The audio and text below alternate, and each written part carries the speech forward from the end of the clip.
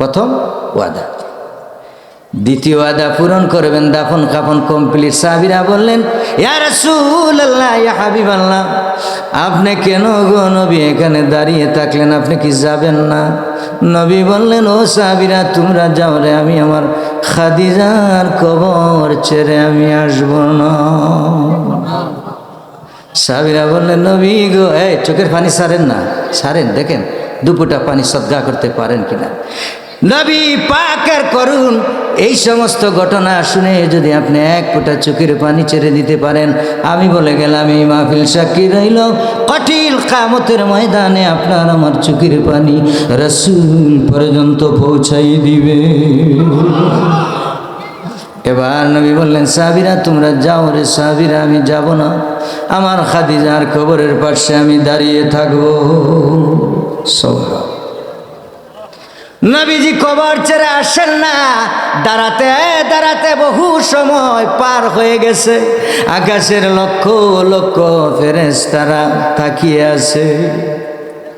নবীজি কবর ছেড়ে আসেন না, বহু সময় চলে গেছে। আল্লাহ পাক বললেন, ও জিবরাইল তুমি যাও, যাও, জলদি যাও রে জিবরাইল, আমার বন্ধু কবর ছেড়ে যাবে না। আমার বন্ধুকে যাইয়া বলো। ফেরেশতারাও অবাক হয়ে নির্বাক হয়ে তারা হচ্ছে আসে আকাশ থেকে লক্ষ লক্ষ ফেরেশতারা আমার বন্ধুর দিকে তারা তাকিয়ে আছে। যাও রে জিবরাইল, তুমি এই মুহূর্তে যাও, আমার বন্ধুর কাছে যাও, যাইয়া বলো খাদিজার কবর যেন আমার বন্ধু ছেড়ে দেয়। যাইয়া তুমি জলদি আমার বন্ধুকে বলো, খাদিজার যে সওয়ালের জবাব হওয়ার কথা সেটা আমি আল্লাহ রাব্বুল আলামিনের পক্ষ থেকে দিয়ে দিয়েছি। আজরে বলুন সুবহানাল্লাহ।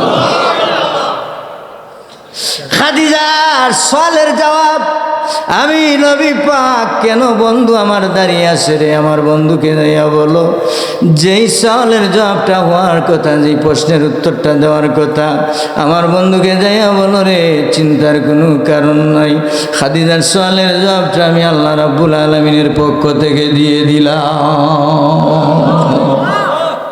কবর কেমন ভয় করেছেন, সুবহান।